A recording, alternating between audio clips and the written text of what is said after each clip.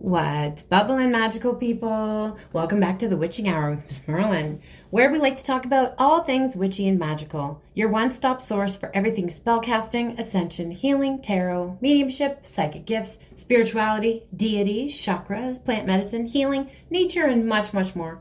I'm Kimmy, aka Miss Merlin, High Priestess and Shamaness, Medicine Woman, Psychic Medium, and Witch Extraordinaire. So let's jump on in. Today we're going to talk about Odin.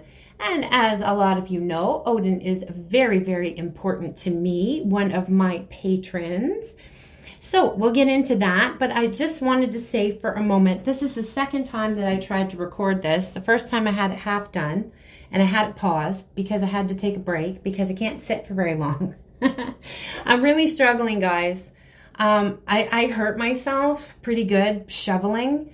And we've been getting like pounded with snow where I live, like just over and over and over and over again. And there's nowhere to put it. The snowbanks are so high, like you have to literally like throw it. So anyways, I really hurt myself, and then I tweaked the injury again. So I'm having a hard time sitting for periods of time and standing. I have to lay on the floor a lot. So if you guys resonate with my content and you like it, in my link tree, there's a little tip jar. If you want to leave me a little energy exchange, I would certainly appreciate it. And it would go to me getting a much better office chair that I desperately need and a snow blower because my neighbors are fed up with me, I think. But I just wanted to say too that I don't see a lot of the numbers for the podcast. I see the ones on YouTube, but the other platforms I don't really. And I got a email from the creator, the app that I use for creating my podcast, letting me know that my podcast in France is number 37 in my category. And that is amazing. I'm so grateful. I'm shocked, actually, too, because, like I said, I don't get to see the numbers. So, France, I just want to say, je suis absolument enchantée et très, très reconnaissant. Merci, merci, merci. I am so, so grateful. Thank you, thank you, thank you, France. Okay, so let's talk about Odin. Odin is the great berserker, the All-Father. He's a shapeshifter, the god of war, the afterlife, magic. He's the great magician. He is the one who got the runes, right? And I will tell you the story of how that happened. And a bunch of other things Odin is known for.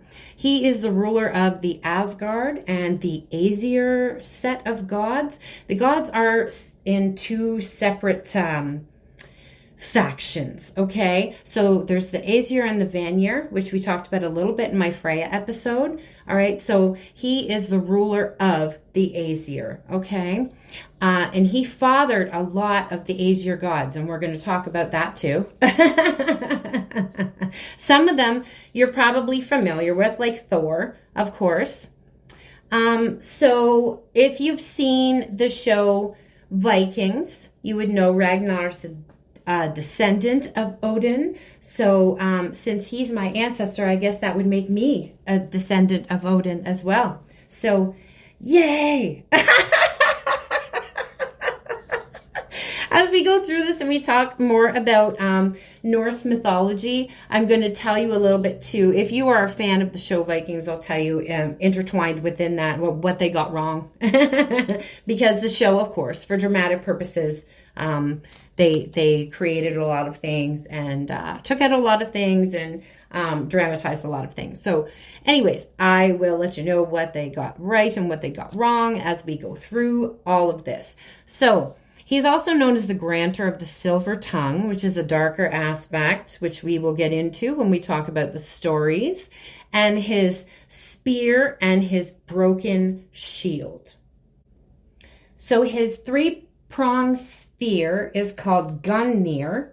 It is made out of Oru, which is a very unique metal. It's unique to Asgard.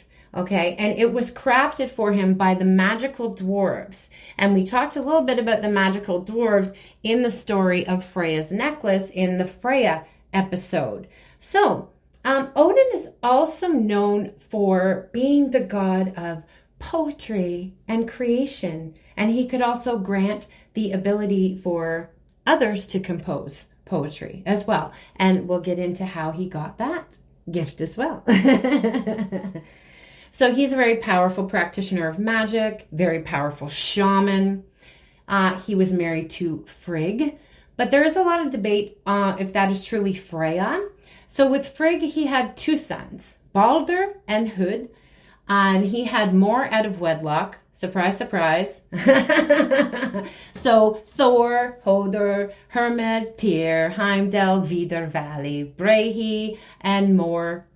He's also known for his wolves, Giri and Freki, which represent loyalty, protection, and bravery.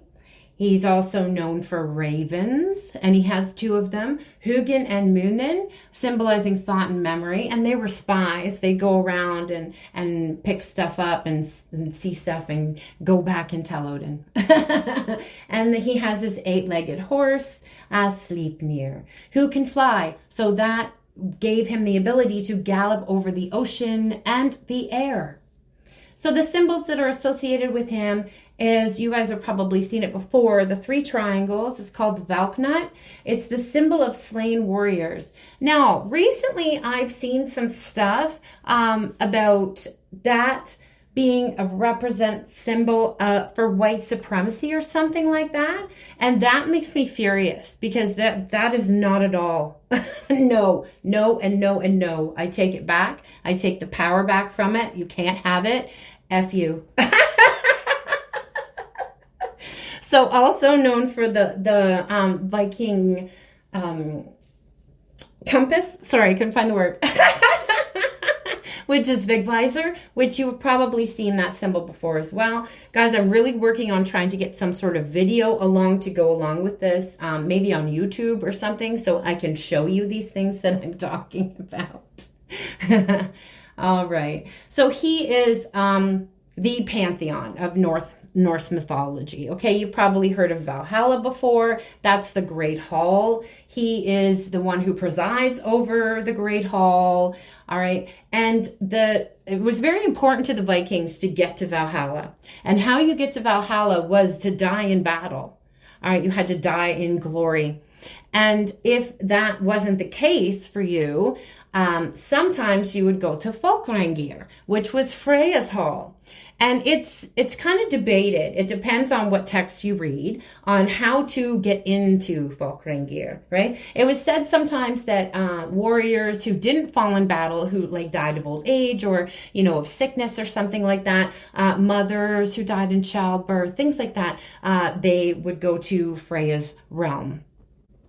So Odin is basically a 3rd-generation god, okay? So his parents were Bor and Besla.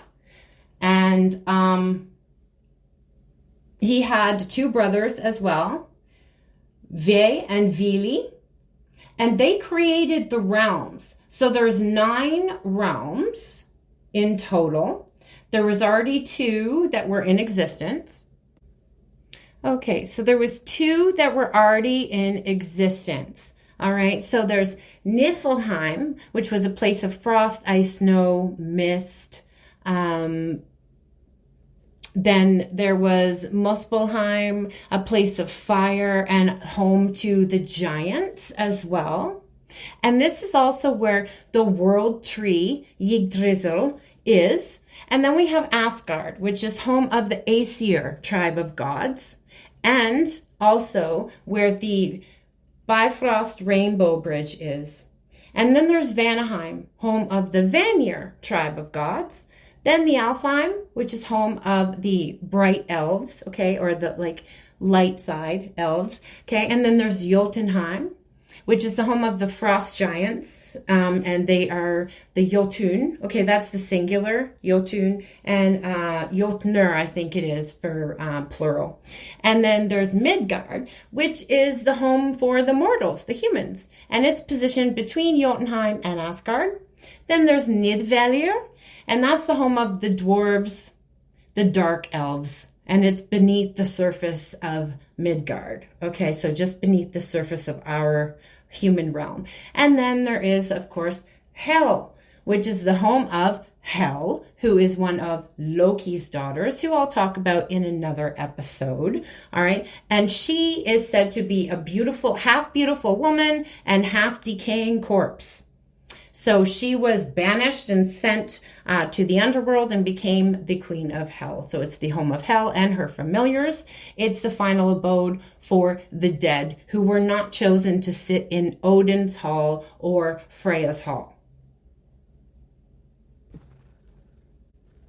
The Valkyries were the shield maidens, the beautiful shield maidens, like ghost women who would come and collect the souls of the dead from the battlefields.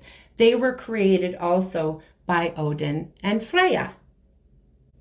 So as I mentioned, he's the god of poets and creation. He could speak in poem and prophecy and grant others the ability to compose poetry. He became a muse of spoken and written word, inspired soldiers on the battlefield, and the most love-struck romantics, showing his complete polarity. And he became the patron god of the wandering and the outcast, as he was a wanderer as well, seeking wisdom. Yes, he was known as the wandering soul. We'll get into that when we talk about a few stories about him.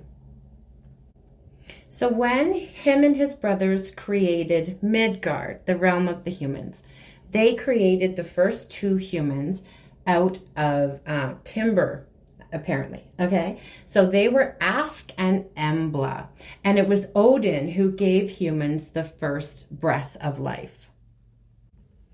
So speaking of his polarity, he's also like chaos balanced with order as well.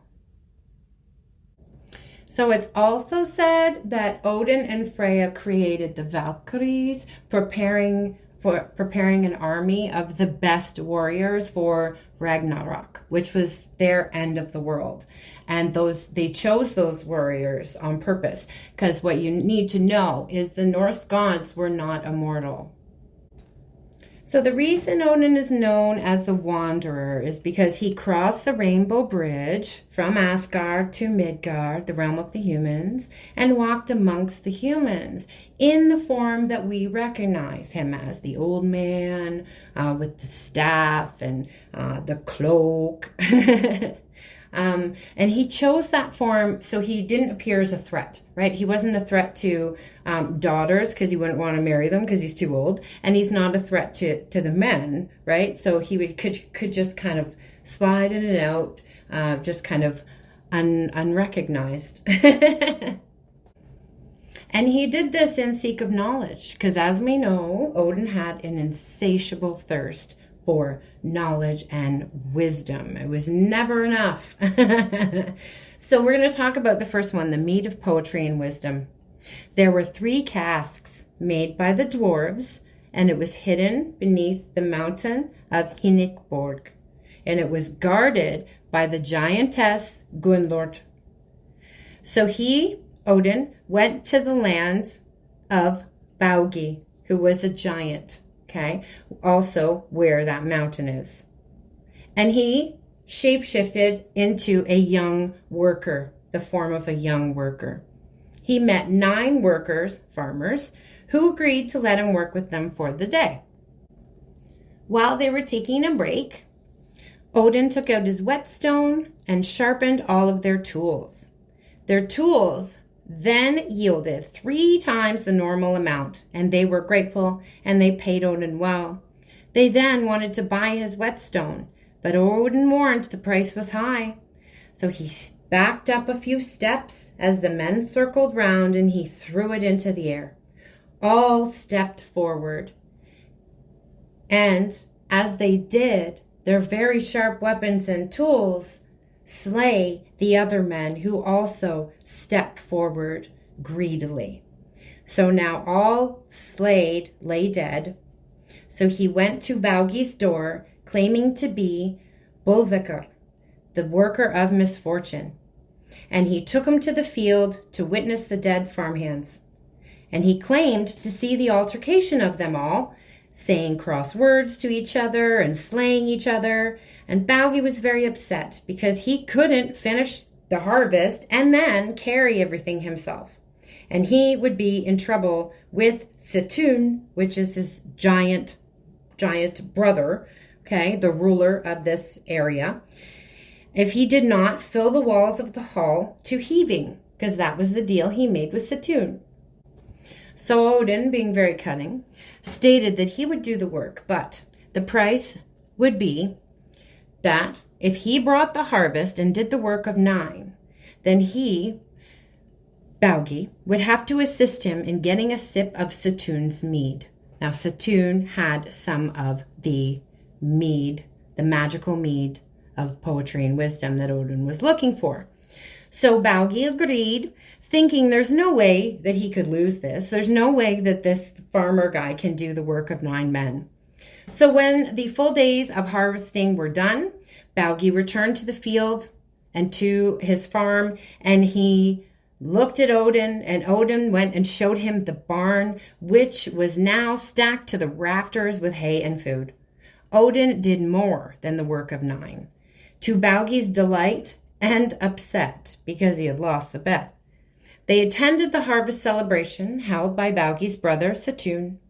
Baugi approached Situn and told him of all Odin had done and of the deal that they had struck. Situn was furious, throwing his drinking horn at them and stating that he would not pay the debt of another, nor would he be responsible for it. And the mead of poetry would never touch the lips of another, especially not a basic farmhand. Because remember, Odin was disguised. Okay. Baugi, now very embarrassed, left the hall and Odin followed. Outside, Odin reminded him of his pledge. And Baugi and Odin then went to the mountain closest to Hinnikbor. And Baugi hesitantly began to carve a tunnel to the casks. And when he was through and came up, the last of the refuge of dust and rock fell back into the hole that was just created. Baugi, pleased, said that he had spoken true, and that the debt was now paid. Odin smiled, agreeing, tipped his hat, and then transformed into a snake and slithered into the hole. Baugi was furious, so he punched down with his spear in anger, but Odin was too fast and went down into the depths to find the casks. When he came upon the little room that Gunnlod was guarding, Odin transformed himself into a very handsome young man, and he lavished her with praise and compliments. And Gunnlod had never before heard these words of wooing, and she swooned. So she took the opportunity and made a deal with this very handsome stranger that he would lay with her for 3 nights. And then she would allow him access to the mead. Get it, girl? So Odin did. And on the 3rd night, while Gunnlod was satisfied and warm sleeping in her bed, Odin crept in to where the 3 vats were held. He shifted forms again to that of an eagle, flying up to the top of the cask and dipping his beak in 3 times, drinking all, flying up and bursting out forth from the mountain, flying high to the sky, holding the magical mead in his throat. Situn looked up and saw him flying above and immediately figured out the trickery, went to check the casks, furious, seeing that they had been drunk all. Situn then changed himself into an eagle, and the chase was on. Odin flew towards the walls of Asgard, and when Situn saw his destination, he ceased his chase and squawked with rage. 3 huge vats lay waiting as Odin had instructed, and Odin spewed the mead into the vessels 3. And there the mead of wisdom and poetry would remain, apart from what Odin drank, to grow his own soul. And some splashes from his beak fell to Midgard, and these hit some of the mortals, and this mix of mead and Odin's spittle gave them the gift of the silver tongue. These were the worst kind of people. So manipulation, that kind of thing. So he was also known, like I said, to don his disguise and mingle among the mortals and kind of test their hospitality and also get them to get a drink from them, from the passing old man. And their abilities would grow with that, for they were the chosen ones. After this, Odin, still not satisfied, sought more knowledge. After drinking the mead, he expanded his consciousness and therefore wished to expand more and gain more wisdom. Odin looked deep into his all-seeing eyes, and there did he see him, Mimir, the god of wisdom. So he's in like a trance right now, okay? So the Aesir-Vanir War is where Mimir, who's a giant, lost his head. Somebody decapitated him during the war. I don't know who. Okay, it's not really said there. All right. But Odin, knowing the value of Mimir's gifts, he took his head and he put some herbs on it. He chanted some stuff and did his magical coolness. And then the head could converse with him again and give him wisdom because it was restored. So the severed head Odin had at his side in the Hall of Asgard. For any time that he sought guidance, he got it. Also, when he sat in his throne, he could see everything, okay? Everything that was happening in all the realms. That's why they call him all-seeing, all right? So his shadow, I'm talking about Mimir, right? Because he was decapitated. So the rest of his body was called his shadow. So his shadow, the rest of him, still existed in the land of the dead, in hell, where Yggdrasil's roots fasten. Okay, so Yggdrasil is the tree of life. You're probably familiar with the picture of that. Okay, so at the very bottom, where the roots fasten in the ground, there's the well of Erd. And he saw this well, and he knew he could gain more knowledge and wisdom from drinking from it. And he salivated for its waters. So he traveled there, and he knew that Mimir's shadow guarded the well of Erd.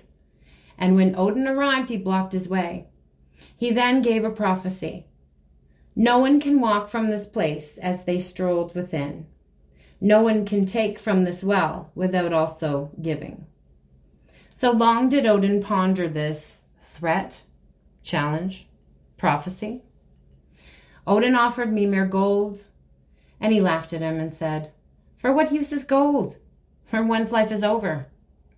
Odin offered him power and stature, honor beyond measure, and he said, "What use is power to one after their last breath has already been taken?" Odin then thought some more, thought of something that he could offer to Mimir.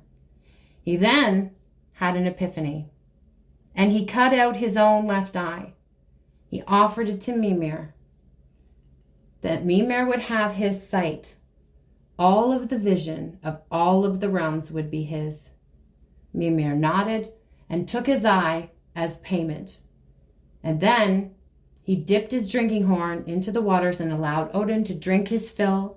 Odin did not leave a single drop, and Odin again, with more of what he sought, wit, cunning, more wisdom and knowledge.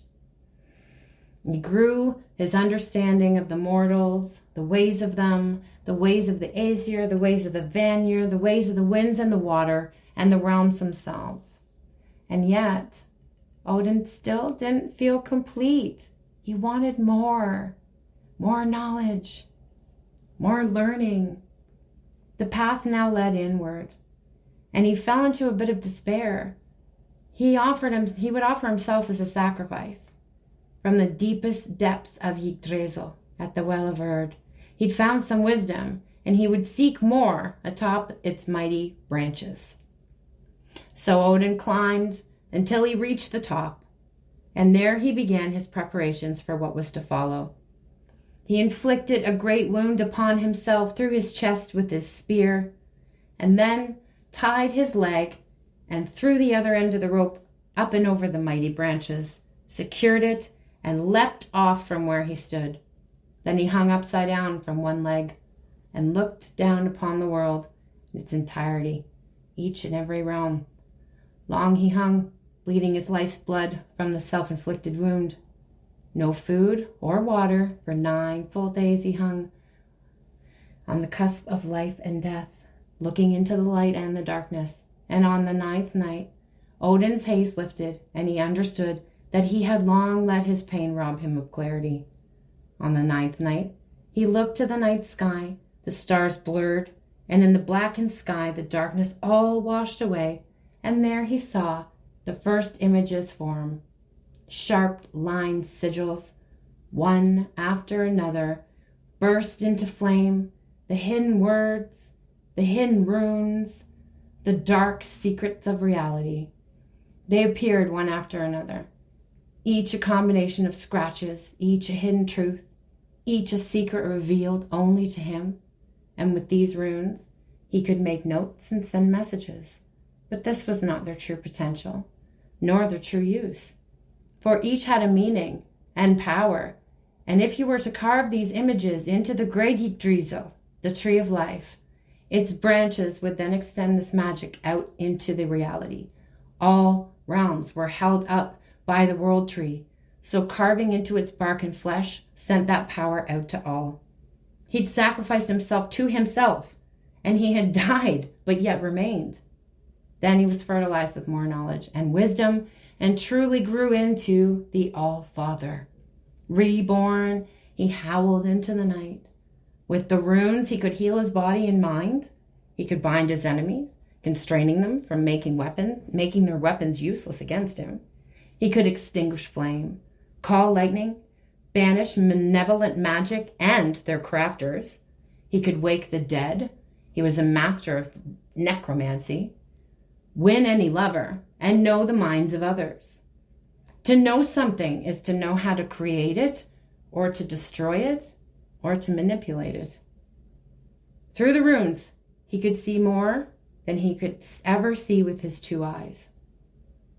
He now had self-control, and he had burned away his excess rage by being thrown into the fires of his own pain and facing it. So, now we're going to talk about what it's kind of like to work with him as a deity. Okay, so the names that he's known as is Odin, Wotan, and Woden. So Woden is actually from Woden's Day, and that's actually where we get Wednesday from. So Wednesday is Odin's Day. His rune is Anzuz. Colors associated with him is deep blue, black, gray, the numbers 3 and 9. And as I'm recording this, I'm looking up and my phone is at 33%. Which is funny because I'm about to tell you that he pops up unexpectedly. He's straight to the point, like, we need to talk. Yo. And he'll have you do lots of work for him. But remember, like, Odin's all about self-sacrifice. That's a big thing for him. So you might have to sacrifice something. And I'm not talking about an animal or a human. Okay, get that out of your brainiums. That's not it, okay? That is not part of modern paganism. All right, well, at least not for me or anyone I know. All right, so don't fret, because he is a deity that uses his followers for the greater good. All right, but he's not a deity that hangs around either. Like I said, he's straight to the point, and he's gone just as quickly and unexpectedly as he popped up. That's what he does. But he's a wanderer, so of course he wouldn't be hanging out too long, right? So although he's not there all the time, I still feel like he is. You know, he's like a father figure presence for me. And I'll tell you why that is. And I'm going to share something very vulnerable with you. I'm going to tell you about one of my experiences with him. And you might think I'm crazy after this. And that's okay. But this is how Spirit speaks to me. They speak to me sometimes through music, through television, through unexpected things that just pop up that I don't know how the heck it got there. Anyways, I'll explain as I go into the story. Oh, okay. Yeah, this is very vulnerable for me because, like I said, some of you might think I'm crazy. But that is fine. That's fine. All right, so I kind of talked about it a little bit. My dad was super controlling, totally emotionally unavailable, never protected me, I felt, or tried to understand me or anything at all. You know, he just had this rigid idea of what I should be. Very misogynist view, by the way. So yeah, and I've talked before about my quote unquote disabilities. Okay, I don't like that word for them, but it's going to be important with my story. My ADHD, and I'm also on the spectrum. Okay, I see them as superpowers personally. But anyways, I was having a moment, you know, about really not having that type of father energy. And I was crying to Odin and I asked him to please be the father that I never had. And, you know, see, this is where I'm getting really vulnerable. It makes me want to tear up right now. Anyways, and I offered my tears to him as a sacrifice. And then I went to bed. The next day, I got up and I had like a million things open on my phone. So I'm going through things and closing them. And there's an app up that I don't use anymore. And I thought I had uninstalled it. Like I didn't even remember it was there. It's like a video cutting together thing. And it had my Viking picture, because I had a couple pictures I did like a Viking type. It had that picture and it had an audio laid across it. And I was like, what the, you know, because I don't use this anymore, right? So I pressed play. And I don't know, like I said, how many of you have seen the series Vikings, but I'm going to tell you a little something about it because it's very crucial to this point in my story. So Ragnar had 5 sons, okay? And Ivar, the youngest, he had basically no use of his lower legs.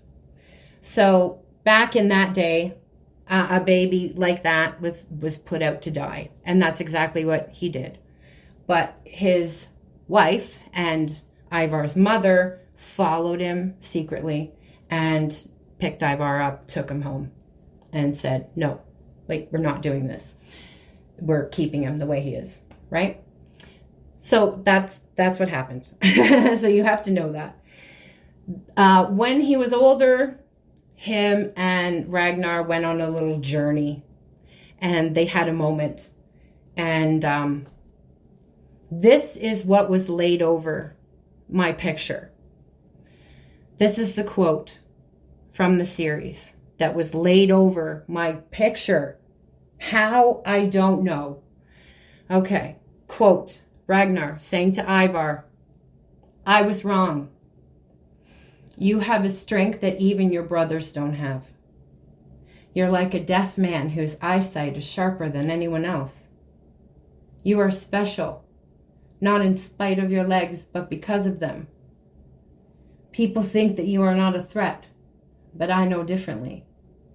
It is you that I believe is the most important to the future of our people. You have many gifts.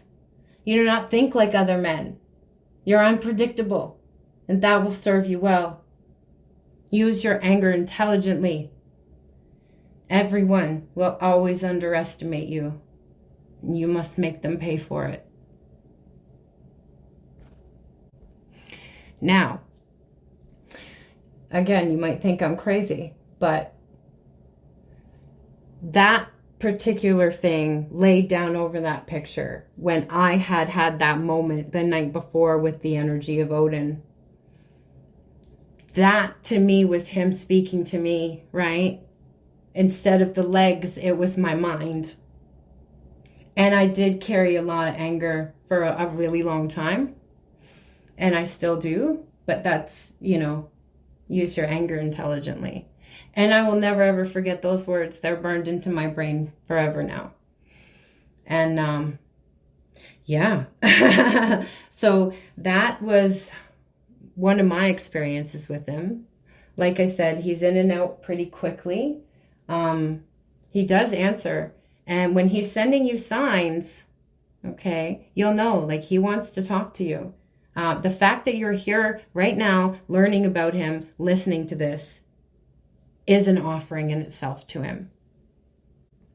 So like I said, he will ask you to do things for him, but he'll help you. For example, what I'm doing right now. And you best believe that he was here making sure that I get it right. Okay, we had the 33 coming through. And learning runes is definitely an offering for him, because you're giving him an offering of time and you're learning something that is important to him, right? He's stern, but very, very loving.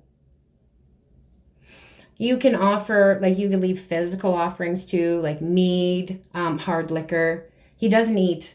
So anything, any food things that you would offer to him, he would give to his wolves that sit by his side. So raw meat is also an offering. Raven feathers, you can get raven feathers.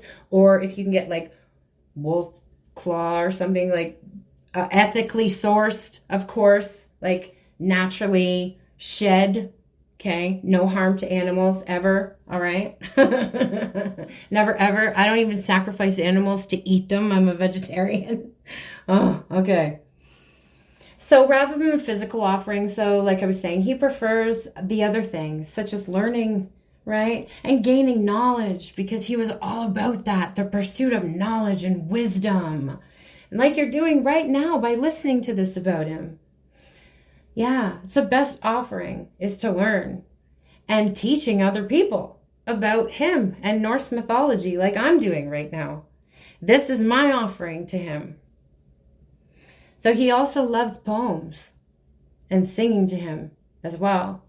Donating, volunteering for veterans, and of course, anything of self-sacrifice. Okay? And that doesn't have to be a huge thing.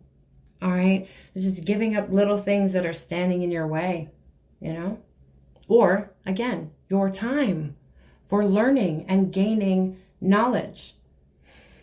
So as I said, he loves like singing and chanting. So I'm going to share a little one with you in Old Norse. Okay. This is My Mother Told Me. Okay. So, it goes like this. Pan melty min modir, and muskoldi kaupa, fleok fagra ora, fera brott med vikingam, standa upi stafni, stiram dinam knari, hoda spad till hafnar, Hogva manok anan, hogva manok anan. So I hope you enjoyed that. Again, that is My Mother Told Me. Other offerings or something you might want to put on your altar when working with him. I mentioned the colors already. So your candle colors could be the gray or the black or, the dark blue, the deep, rich blue. All right. Offering for crystals, obsidian and Apache tears also. And like I said, like when I was working with him that night, I gave him the offering of my own tears because I was crying in the moment, And that's the point. When you're talking to deities, be vulnerable, be open, be honest. That's what they want from you. Okay. That's when they're going to listen to you the most. Okay. Not that they're not listening otherwise, but they just really appreciate vulnerability and coming from that really super honest, deep place. Okay. And like I said, use your throat chakra. Talk to them, invite them in. We have free will, so they can't come in unless we ask. Okay, so we have to ask them. So I know we have a bit of a shorter episode today, but again, I'm struggling a little bit with sitting and all that kind of stuff. So again, if you would like to send an energy exchange, donate to the channel, I will leave the link tree to everything below, okay? All my social media will be there as well if you want to follow me there. TikTok and Instagram. Those are the ones that I'm most active on. And I thank you again so much for being here. I'm so grateful for every single one of you that comes back and that exchanges energy with me by listening. So love you guys so much, and I'll see you next week. So remember to always make your own magic, okay? You create your world, as within, so without. Stay magical, my friends. Bye.